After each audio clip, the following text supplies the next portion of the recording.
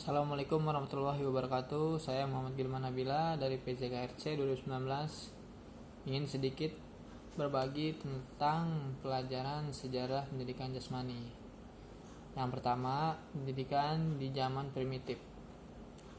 Di zaman primitif, cenderung manusia melakukan segala kegiatannya menggunakan otot-otot mereka. Dan orang-orang primitif biasanya melakukan kegiatan hanya untuk bertahan hidup, seperti mencari sandang, pangan, dan tempat berteduh. Dan demikian permainan juga merupakan bagian penting bagi bangsa primitif, karena permainan merupakan hiburan satu-satunya di era itu yang bisa membuat orang-orang di zaman itu menjadi senang atau bahagia. Nah, dari permainan-permainan tersebut akhirnya muncullah pendidikan jasmani ini, kesegaran jasmani ini. Kesegaran jasmani dalam masyarakat primitif mutlak diperlukan terus-menerus. Karena di zaman itu semuanya tidak ada aturan ataupun hak asasi manusia. Jadi mereka hanya bertahan hidup, mencari makan dan tempat tinggalnya agar tidak diambil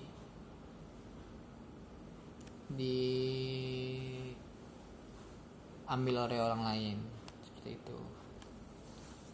Karena semakin banyaknya melakukan kegiatan yang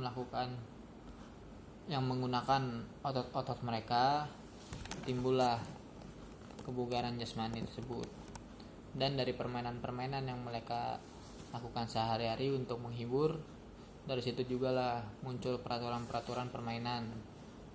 Dan semakin berkembangnya zaman, maka permainan-permainan tersebut dilakukan atau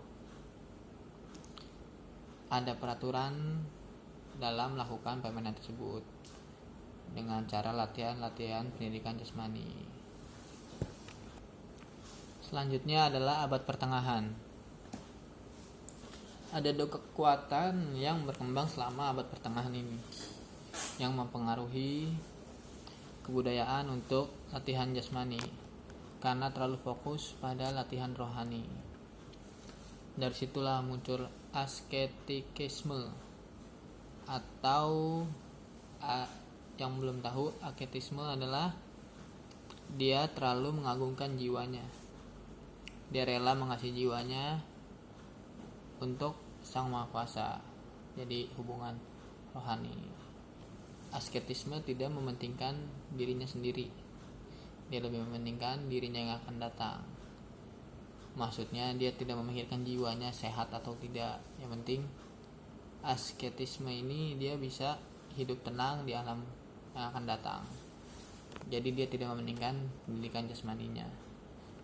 Sangat jarang orang-orang berolahraga di abad pertengahan ini.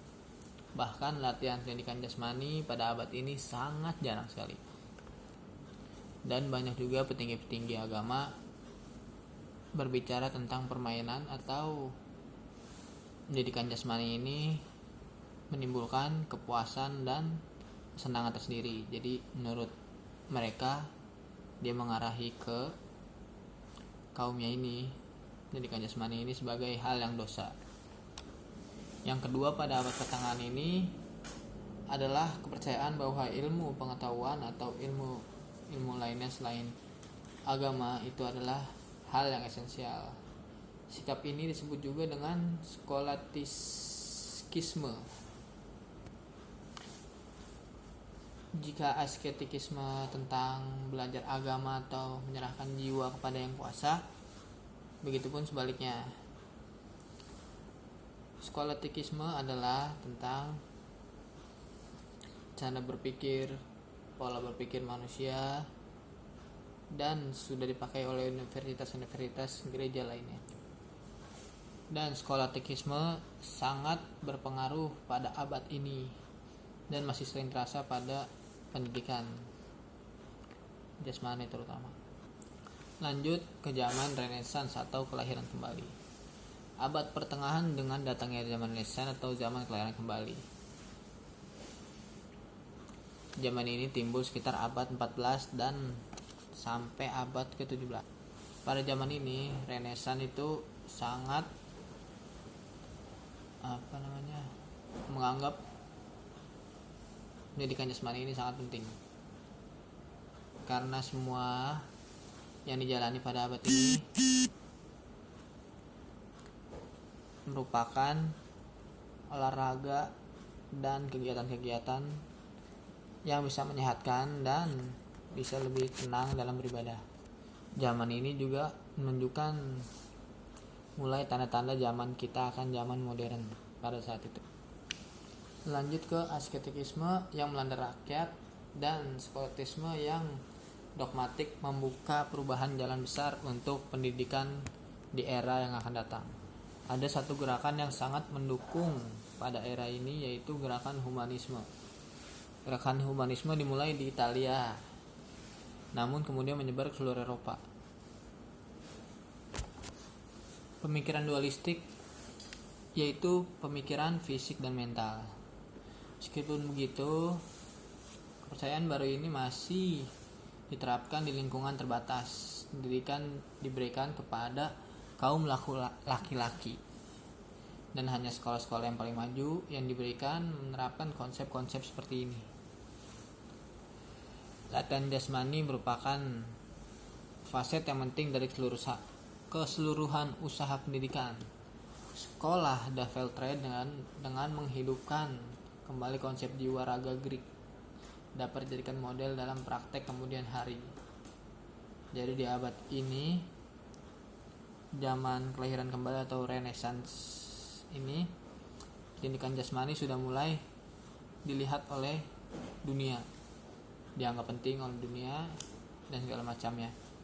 Karena pada abad ini banyak pemikir-pemikir atau cendekiawan mulai berargumen tentang kesehatan jasmani manusia.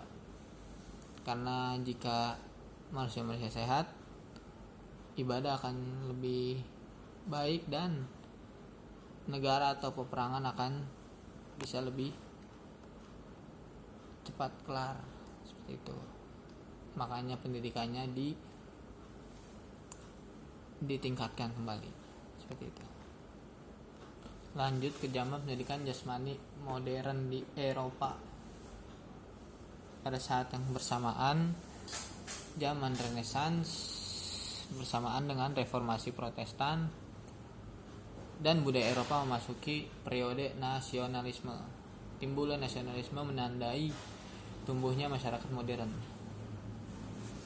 Masyarakat modern tentu saja sudah tahu apa yang akan dilakukannya